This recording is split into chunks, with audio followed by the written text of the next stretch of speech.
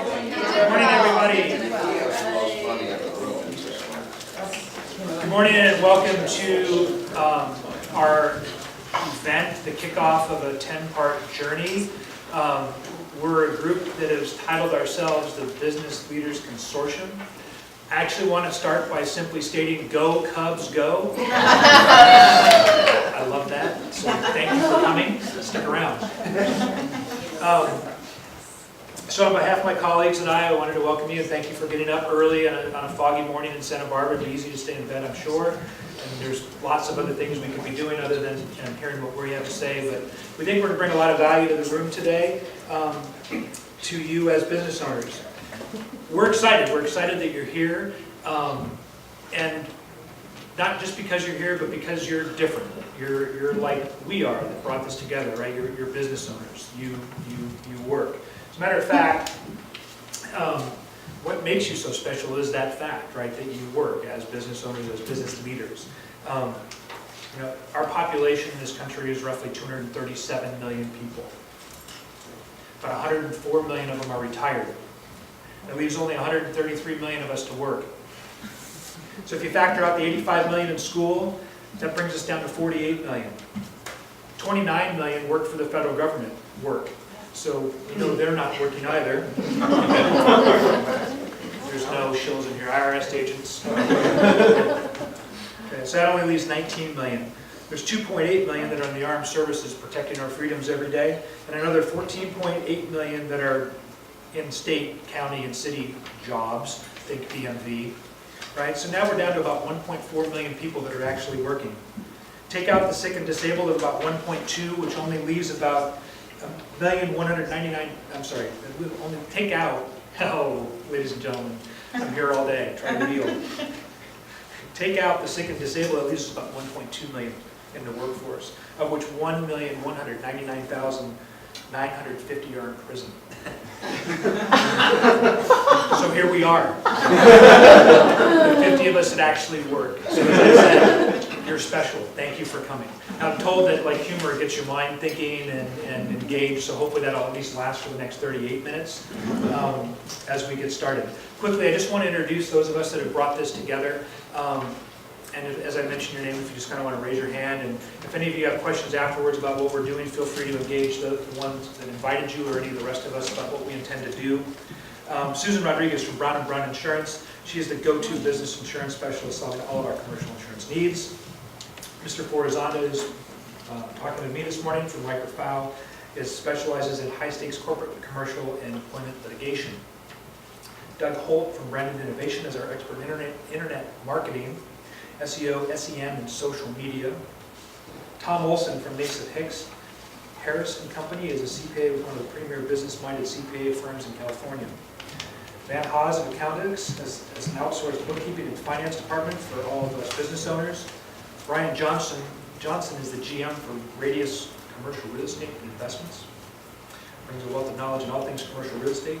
Mr. Mark Melton this morning here is a commercial transaction attorney that brings years of business experience in his law firm specializing in franchise and distribution law. We have an HR consultant from RTR Consulting who's actually on a plane this morning to go see his daughter have a grandchild for him. But Rick Rosignol has got over 20 years of experience in strategic and tactical HR consulting. And then myself and Paul McLean. Paul and I sat down about a year ago and started talking about this and thinking about, we were actually talking over coffee about how lucky we were in our businesses that we have so many great resources, so many great people that we can turn to, and then realize that so many people that we work with don't have those great relationships and those great people that they can bring together, right, as we sit doing the things that we do. And so we started to brainstorm, and as a genuine thought leader, Paul, who I really appreciate working with and bringing this together from Anchor Point IT Solutions, and I am Rich Schutte from Avalon. I have a boutique wealth management firm working predominantly with folks just like you, business owners, in a collaborative type of a way. Here we are. This is our journey. So welcome. I'll try and use this. So today's title is actually talking about collaboration and bridging the gap. We need to be everything to everybody, right? I mean, how many of you feel that way? not only are we managing our own time, but we've got employees, we've got customers. It reminds me of the business owner who was sitting back and he heard his clerk dealing with the would-be customer, right? Suggesting that no, we haven't had any, and we probably won't have any for some time.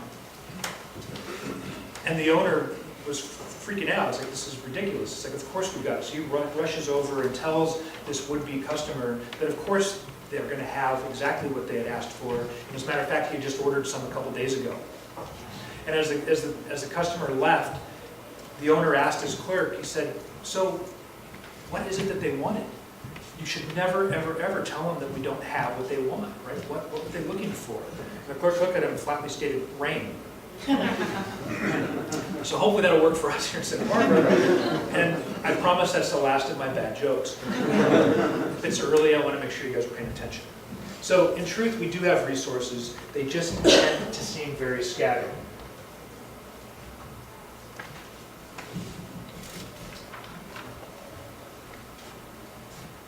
They just tend to be very scattered. So what was our inspiration?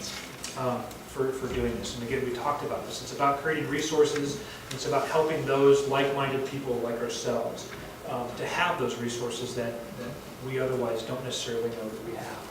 So one of my, and good morning everyone, thank you for being here. One of my motivations in participating with this group was to take the teams that, as small and medium-sized business owners, you have limited resources, you have limited time.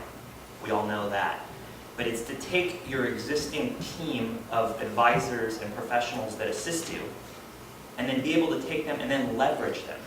Leverage them in a manner that gives you the resources of what larger companies with more time, money, and resources have. So the reason why I say that is, let's look at some of these companies up here. They're recognizable Fortune 500 and Fortune 100 companies. What do they have in common? What do they all do the same? Everything is under one roof, right? They have an in-house CFO. They have an in-house insurance officer. They have an in-house counsel. They have an in-house accounting practice. They have in-house investment managers. Everything happens under one roof. So what does that entail? What does that result in? It means the left hand is always talking to the right hand. They're always in perfect cohesion, and not one side is doing one thing and then the other doing the other, which results in a problem. Now, of course, as small and medium-sized business owners, you don't have that ability. You can't have all those people in-house. No one's suggesting that. So what you rely upon is you rely upon these outside advisors, people like Rich, people like myself, and the other people in this group, right? But what I struggle to see, and what pains me to see, is that on a daily basis, these advisors for small and medium-sized businesses don't even know who they are. So think about it for a second, and I think we're going to have a handout to pass out to you in a little bit where we lay out, who's on your team. Think about it. Do your team members even know each other? Have they even met? Has your accountant met your bookkeeper? Has your lawyer met your accountant? Has your insurance broker met your lawyer? Right? And I would bet anything that for most of you, the answer is no. They haven't. And when we get into some of the other facts today and details and stories today, you'll see how that is a critical mistake. And that you should address that and why you should address that. Now, what happens when the team doesn't know each other is that example, that left hand and the right hand example, they don't meet.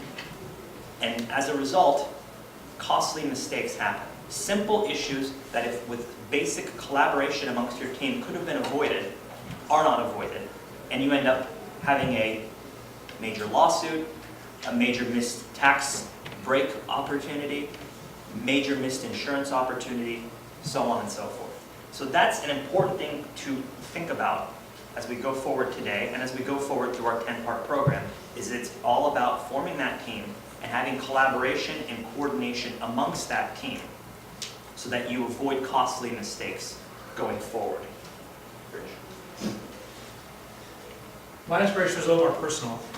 For those of you that actually know me or work with me or been in my office's conference room, that's a picture of my grandfather's golf range, one of the two that he had in the greater Chicagoland area. My dad actually built that range. But my grandfather was my hero, and He's why I'm in business. He's why I do what I do. And the inspiration behind this was actually seeing a man who, like so many of the rest of us, was stubborn, pig-headed, always right? Because we have to be, right, as we make these big decisions and what it is that we're doing. I watched him work with advisors as a kid, because he would bring me in and introduce me to a lot of people that he worked with, who were simply interested in his business and not his well-being. He worked with a lot of people that nodded their head and said, absolutely, we'll do that. And I watched him, as I grew older, make a lot of really bad mistakes that took him from being an extraordinarily successful man to somebody that by the time he left and my grandmother passed away, they didn't have the resources that they otherwise would have had. And so that's why this is so important to me personally, right, is to make sure that we all have that ability to come together, to make sure that we have these resources, to make sure that we're not as big as we actually pretend that we have to be, right? To know that there are other people that are ultimately in the room.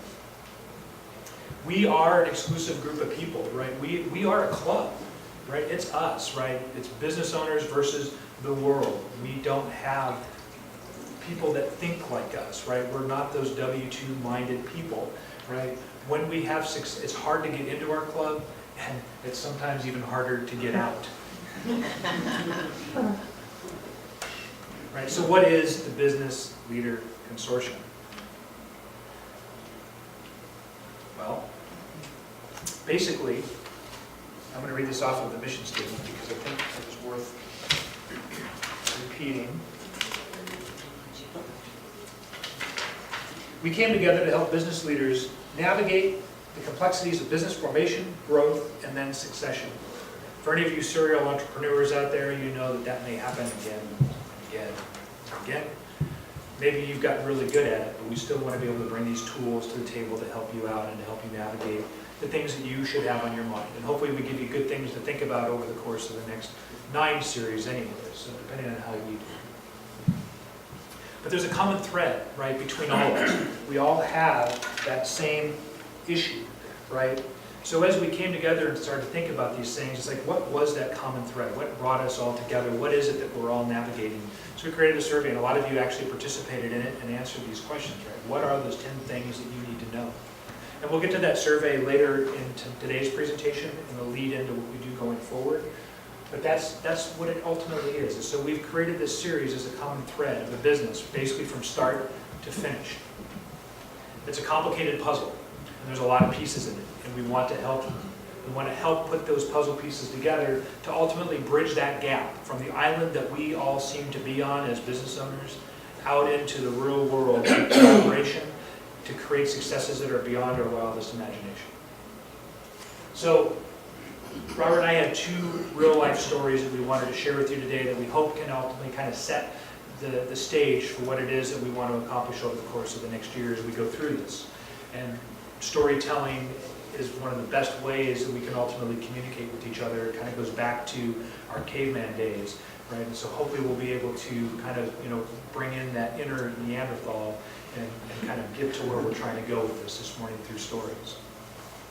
So my first story, and I think this picture is a perfect example of what I was trying to say earlier about the lack of coordination when the left hand isn't talking to the right hand. Things like this happen. So the first example, I had a client who owned several restaurants, employed over 100 people. And anyone who knows anything about the hospitality industry, you understand how fraught it is with drive-by litigation.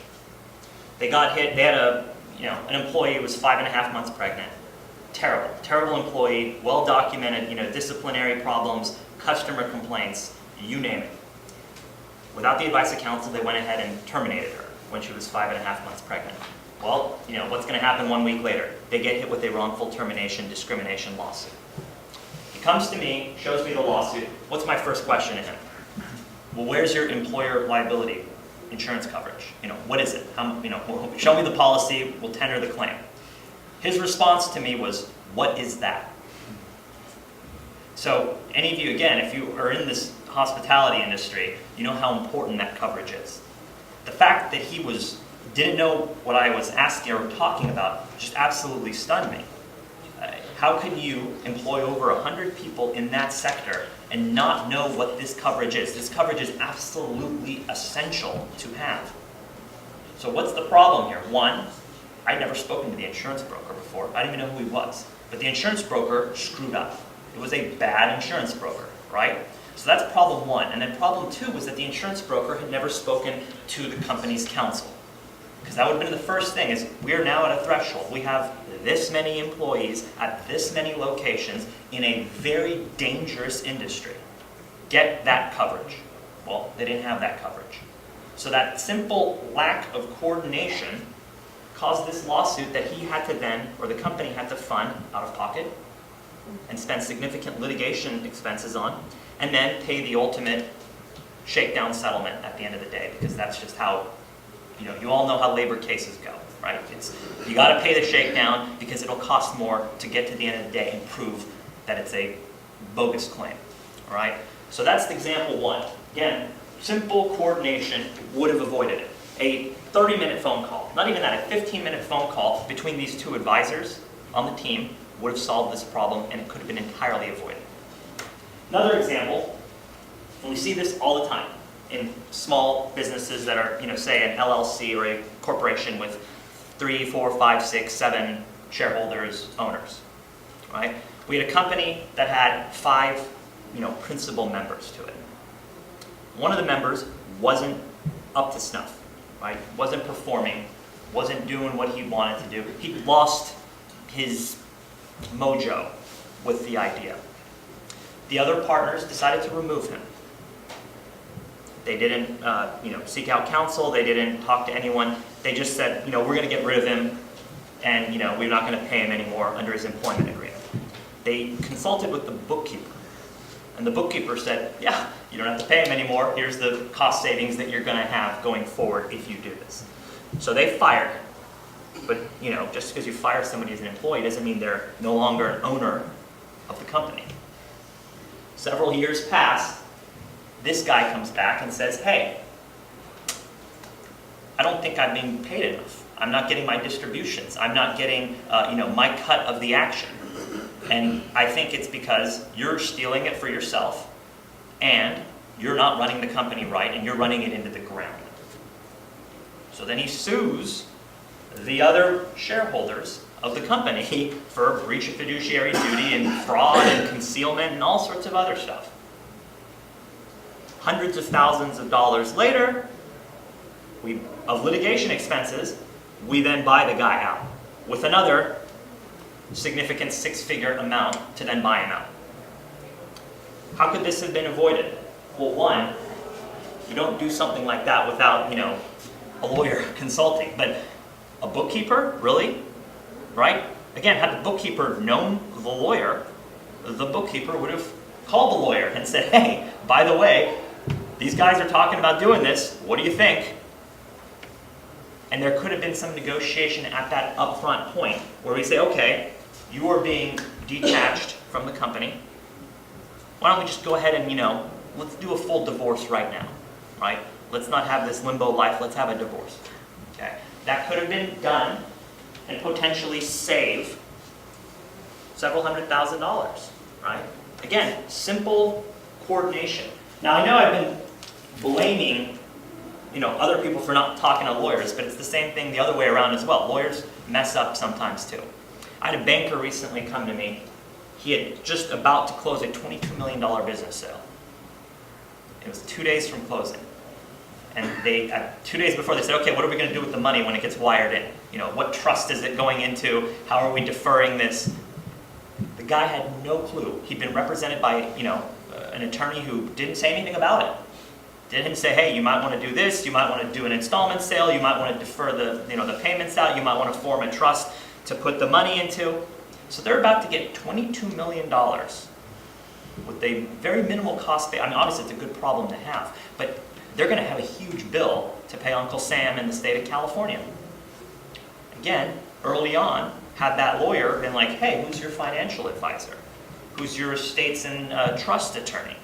And brought the team together and formed this, the 7-figure tax bill that they're about to get could have been avoided.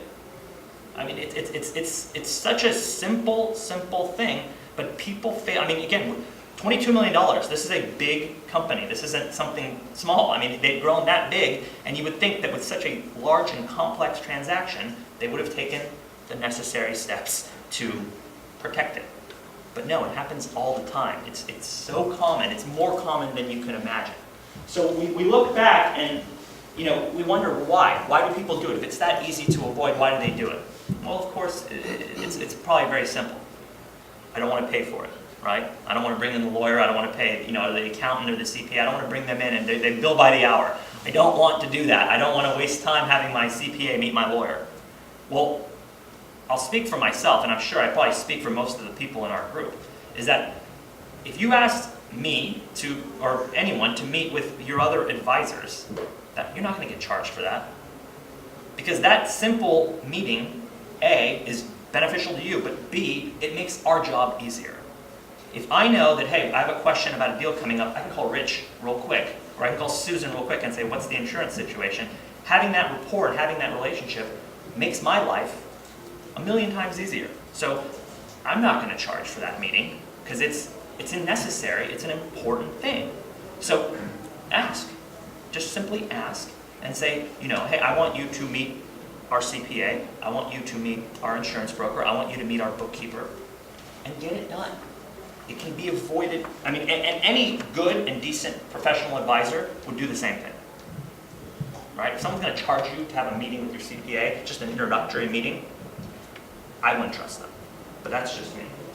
So, again, and then later on, even if it was, let's say they were charging you, that 15, 30-minute meeting, what would that cost? $300, $200, $400, right? It's a minimal expense that could save tens or hundreds of thousands of dollars down the road. So you don't have that bridge situation where you built this bridge and it doesn't meet.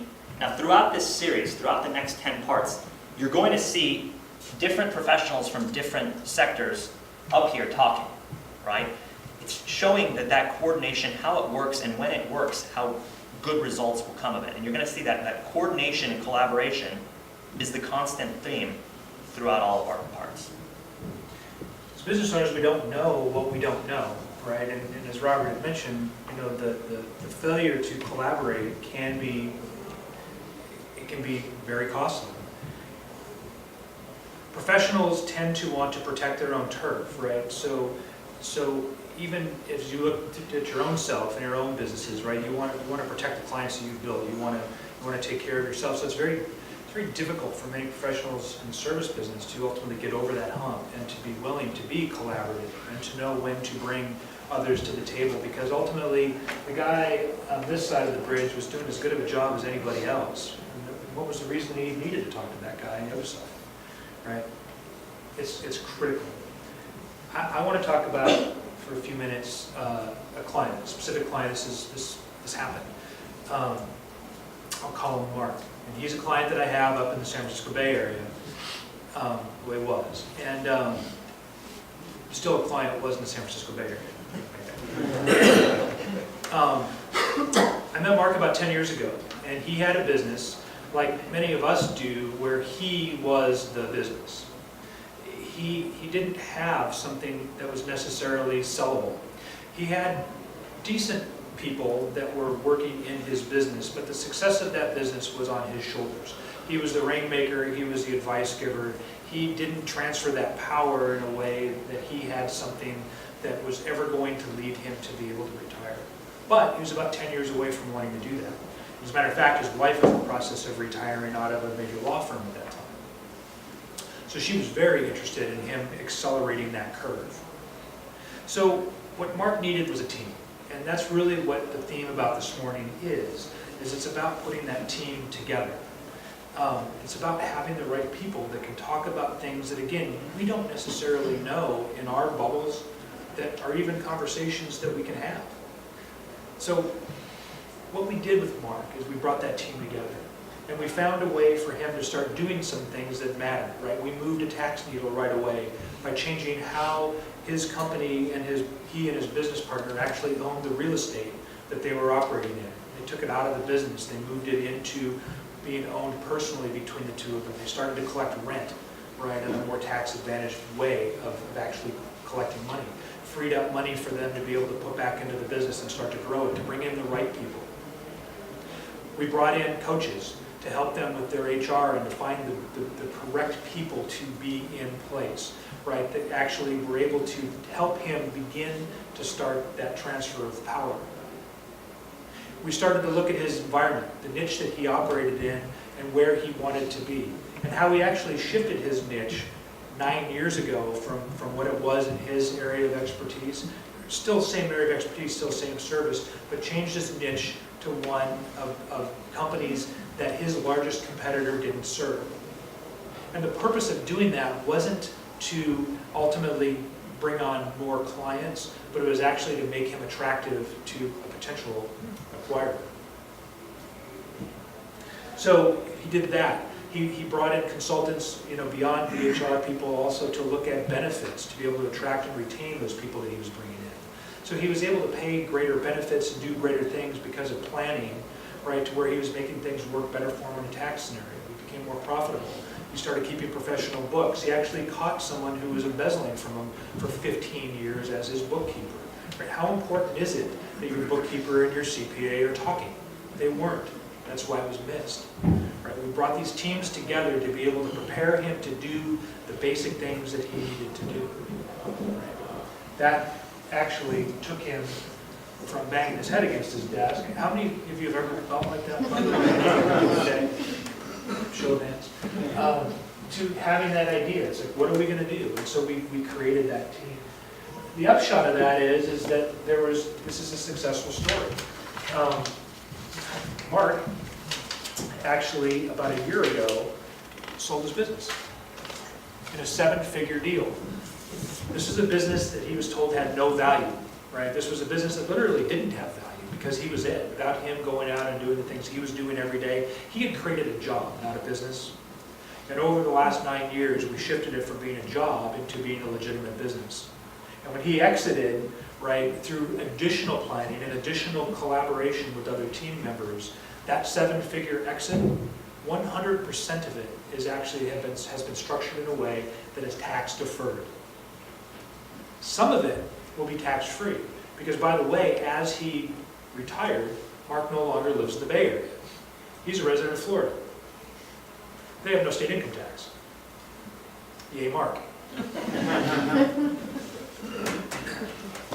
These are the kinds of things that having a team of professionals bring to the table. There are things, again, that we don't know what we don't know. There are things that are possible in our lives and in our worlds that we, as an island, right, as we're going and working with an insurance broker because they're our neighbor, right, or working with the bookkeeper because, this lady at school kind of was out of work and needed somebody, to be able to do books for her. Right? By the way, I see these things happen over and over again. Instead of hiring those people that way, actually having a concrete and specific plan, right, to bring these teams together where these professionals that you're working with, whoever it may be, are actually working openly, collaboratively, with great communication. So we wanted to provide at least a couple of takeaways, right, from these stories. And hopefully in your own minds, you're starting to think about who are these people on your team? Who makes up your team? But takeaways, and again, hopefully you maybe perhaps created a few of your own, but two that I see here that I think are important.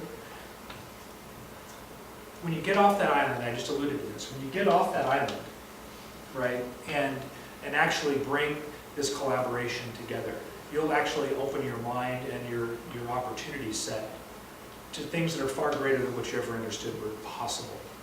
So I would suggest as a takeaway that as you're thinking about who you want on your team, that all of you start to think about how those particular roles may be able to play a greater good, right, and the things that you're trying to accomplish in the day-to-day things that you're doing as you're struggling to be that person that's responsible for everybody. Okay? Things will happen that you never thought were possible. The second takeaway is that you need these experts to really be able not only to be willing, but to demand open communication and collaboration. Okay. Robert talked about this in his story, right? To the extent that The left hand isn't talking to the right hand. Going back to the list of all of these, Fortune 500 companies, right, where they have that built in to their everyday deal. If one side of the business doesn't know what the other side of the business is doing, you are going to continue to bang your head against that desk and find your bridge passing in the night, right? Make sure that the people that you're working with are openly communicating with each other, not just you. Don't be that gatekeeper. Encourage that facilitation, right? It's critical and one of the most important things that you can do. Now, I want to talk just briefly on that team. Right? How do you find that team? So we were going to pass a sheet around and actually have you start to fill in, who's on your team. But we thought that it might be more effective if we actually, through your registration process, we have your emails, and so what we'll do is we're not going to solicit anything, but we will email a sheet out to you to actually help you be able to sit down maybe for 5 minutes when you get back to your office and start to think about who those pieces are. Where do they fit? Where do they play? And identify those gaps. Find out where you don't have the right people in place. Think about it. Give that time, right? And as you identify those gaps, how do you fill them? How do you find the right people to fill those gaps? I've always looked at that as actually the 6 C's. I try and keep things as simple as possible. So if they all start with C, it's pretty easy, right? As a matter of fact, Avalon, the name of my company, is the first 2 letters of each of my daughter's names. They all start with A. Right? It's pretty good. I have 2 dogs that start with A. It makes my life easier. So 6 C's, especially with 3 girls, it's really impossible to keep track of anything. So having 6 C's works for me fairly decently. So first is character. This is table stakes, ladies and gentlemen. You need to make sure that the people that you're putting on your team have character, right? That they're good, valuable, solid citizens, right? Pay attention to their backgrounds, check references, know who they've worked with and what they're capable of doing, right? We spend so much time in our areas of expertise relying on our gut, right? And how many of us actually do that? We're really relying on our gut as we're making day-to-day decisions in our business and our areas of expertise. But when it comes to areas that are outside of our expertise, I would tell you that relying on your gut is not enough, right? You need to do the work. You need to check their character. Chemistry. You've got to be able to get along, right? If there's not chemistry between you and that advisor, I don't care how good they are, they're not going to be able to do for you what it is you need them to do. And candidly, there should be chemistry not between just you and that advisor or that person that's helping you, but also between that person and other people on your team. Chemistry is key and something that you also should be thinking about as you build these teams. Caring, right? If your professionals don't genuinely care about you, your business, your path, your goals, where you're going, and that applies to every single professional in your life, whether they're helping you hire or fire an employee, helping you save for your retirement, helping you attract and retain, helping you navigate law. If they don't care about where you're going and how you're going to get there and why, they're not going to be a valuable resource to you. You think? Competence, I suspect that probably matters a little bit. Matters a lot, right? Again, we can't rely just simply on what we think is good or our gut when it comes to finding these people. They need to be competent. Cost effective, right? And these are all, by the way, things that your clients and your customers are looking at from you. So there's no reason you shouldn't be looking for the same thing from the people that you hire. And last, consultative. Interesting how we tied that together, right? But again, if we're not able to be collaborative and consultative, and I should have put 7 C's, right? Those things really come together. We have to be able to collaborate with those that we're working with, right? We have to have that shared vision. We have to be consulting to each other and amongst ourselves, right? We're a community, right? I mentioned earlier in this presentation, this is a private club, right? Not everybody gets in, right? You're here because you're taking steps to actually go beyond, right, creating a job for yourself, right? You're creating a legacy for your families, right, for the things that you want to do in your life. This is more than just a job, right? So I hope that you looked at it that way. So, we mentioned a survey. So what did you guys tell us? The next 9 sessions, as we get past this one, right, ultimately are designed to really answer a lot of the questions and a lot of the issues that you brought to us as you filled out that survey. And we'll, in that email that we send you with that sheet to be able to build your team, we'll provide a link also to that survey. So for those of you that haven't filled it out, I hope that you will, and take the time to tell us what you need to know. Right? We're not doing this to hear ourselves talk. I mean, again, I've got 3 daughters, and I don't get hurt a lot at home, but I still don't need this to, simply for me, right? This is for you. So we want to make sure that what we're doing, what we're addressing, and what we're talking about, and the presentations that we've already created to go through these next 9 are actually going to be meaningful to you and bringing to you the information that you're asking for. So even if you have filled out the survey, fill it out again. Think about things that remain to be of importance to you so we can deliver to you something that's meaningful. So what does that survey say?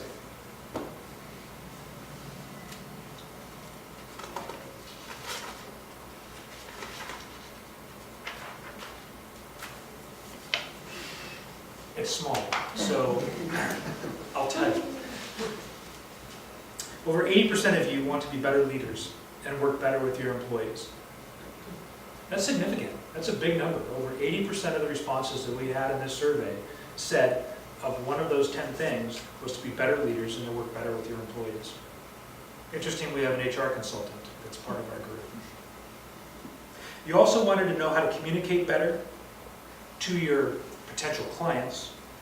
You wanted to know how you're doing financially, how to manage work-life balance. Wow, right, you think? As a business owner, any of you have a problem with that? I don't, unless you ask my wife.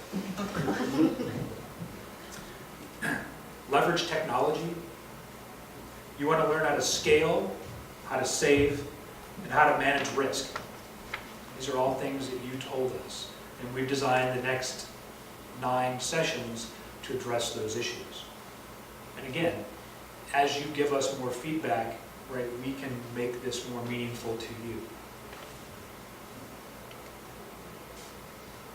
So what's up? So today, and I think Rich kind of alluded to it, today was more of an introduction of why we did this, why we formed this, and what the benefits we think are of it. The next 9, though, are going to be the true meat and potato presentations, where we actually dive into a topic with multiple advisors, talking about how those issues and what the best practices are going forward. So I think the next slide. So next month, it's getting it together start to finish. I hope you like hearing me because I'll be back next month for that. Myself and Tom Olson, a CPA at Nassif Hicks, will be up here talking about the basic structure, right? Some of you may be doing a DBA, some of you might have an LLC, some of you might have an S-Corp, some of you might have a normal corporation. Talking about the various structures, why you would pick one over the other, and if you're already in one, whether you're in the right one, or whether you need to change it. Because, you know, some of you, when you first started that business, that crazy idea that you had, you might have gone to LegalZoom, or you might have gone somewhere and just gotten a standard shell LLC agreement and thrown it in there. Well, that might have been okay early on, but it might not be okay anymore as you grow, as you bring on new employees, as you potentially want to give equity grants to employees. Things might need to change. So we'll be talking about what the various upside and downside of each system is, how to operate and how to govern your entity and your organization, and then all the tax benefits and pitfalls that come with each of those. Because of course there's different requirements depending on what kind of entity you have. So we'll go through all those things step by step to show you whether or not what you have is what you need, or whether what you have may need to be changed, or what you're doing right and what you're doing wrong. So that's next month. After that, attract, retain, and remove. Now in Santa Barbara, I think we all understand that attracting quality talent is a challenge, right? Our cost of living is higher, but our, what we bill and what we charge is lower than the larger markets. So we're in that catch-22, is that we have to pay less, but then the cost of living is higher. So getting people to come here is a challenge. And then getting people to stay here is a challenge as well. It's in our industry, it's the hardest thing to do. So you'll have people talking about that, and also how to keep people and how to just make them happy. And that was a big thing in the survey.